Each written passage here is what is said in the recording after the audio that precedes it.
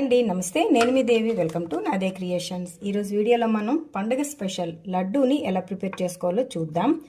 చాలా టేస్ట్గా ఉంటుందండి. మనం రెగ్యులర్గా చేసుకునే లడ్డూల కంటే ఇదైతే చాలా బాగుంటుంది. అన్ని ఇంట్లో ఉండే ఇంగ్రీడియంట్స్ తోటి దీన్ని మనం ప్రిపేర్ చేసేసుకోవచ్చు. పండుగ రాబోతుంది కదండి, మనం ఎన్ని రకాలైన స్వీట్లు అలాగే స్పైసీ ఐటమ్స్ తయారు చేసిన లడ్డూకు ఉండే స్పెషాలిటీయే వేరు. అయితే మనం ఎన్నో రకాల లడ్డూని చేస్తుంటాం. పల్లీ లడ్డు, రవ్వ లడ్డు, బూందీ లడ్డు, వీటన్నిటిలోకి ఈ లడ్డు అయితే మాత్రం చాలా బాగుంటుంది. ఇది ఒక యూనిక్ కాంబినేషన్ అండి. కేవలం శనగపిండి, కొబ్బరితో ఈ లడ్డూని మనం ప్రిపేర్ చేసుకోవచ్చు. చాలా టేస్టీగా ఉంటుంది. మీరు ఒక్కసారి తప్పకుండా దీన్ని ట్రై చేయండి. మరి ఎంతో టేస్టీగా సింపుల్గా ఈ శనగపిండి కొబ్బరి కాంబినేషన్లో లడ్డూని ఎలా ప్రిపేర్ చేసుకోవాలో ఇప్పుడు మనం వీడియోలో చూద్దాం. లడ్డు తయారు చేసుకోవడం కోసం స్టవ్ మీద ఇలా ఒక కడాయిని పెట్టుకుని దాంట్లో ఒక స్పూన్ వరకు నెయ్యిని యాడ్ చేసుకుని ఇది కొద్దిగా మెల్ట్ అవ్వనివ్వండి. ఇలా నెయ్యి మెల్ట్ అయిన తర్వాత దీంట్లో పచ్చి కొబ్బరిని వెనక నుండే బ్రౌన్ పాట్ తీసేసి ఇలా మిక్సీలో పొడిగా చేసుకుని వేసుకోండి. ఒక కప్పు వరకు. మీకు కావాలంటే బ్రౌన్ పాట్తో కూడా చేసేసుకోవచ్చు. లేదు అంటే మీరు ఎండు కొబ్బరి పొడిని బజార్లో దొరుకుతుంది కదా, దాన్ని తెచ్చుకొనైనా వేసుకోవచ్చు. ఇది మొత్తం మనకి పొడిగా అయ్యి మంచి ఫ్లేవర్ వచ్చేంత వరకు ఫ్రై చేసేయండి. చూడండి, ఇది మనకి పొడిగా అయిపోయింది. అలాగే మంచి ఫ్లేవర్ వస్తుంది కదా. ఇప్పుడు దీన్ని ఒక బౌల్లోకి ట్రాన్స్ఫర్ చేసేసుకుందాం.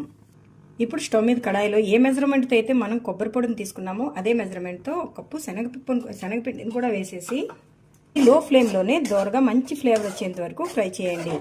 దీనికోసం మనం ఏమి నెయ్యి వేయవసరం లేదు. కేవలం ఇలాగా డ్రైగానే ఫ్రై చేసేసుకోవడమే. మంచి ఫ్లేవర్ వచ్చేంత వరకు లో ఫ్లేమ్లో ఫ్రై చేసేయండి.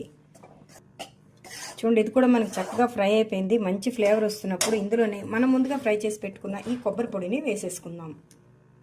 ఇప్పుడు ఈ రెండింటిని బాగా మిక్స్ చేసుకోవాలి. మనం బౌల్లోనైనా మిక్స్ చేసుకోవచ్చు, బట్ ఇలా మిక్స్ చేసుకుంటే మనకి ఇది ఈజీగా తొందరగా కలిసిపోతుంది. ఇలా మొత్తం మిక్స్ అయిపోయింది. ఇప్పుడు దీన్ని వేరే బౌల్లోకి ట్రాన్స్ఫర్ చేసేసుకోండి.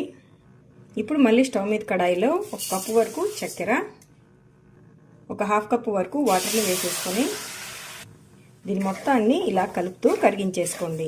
మీది కావాలంటే ఈ చక్కెర ప్లేస్లో బెల్లాన్నైనా తీసుకోవచ్చు. ఇది మనకి ఇలాగా చక్కగా మెల్ట్ అయిపోయింది కదా. దీనికి ఏం పాకం రానవసరం లేదండి.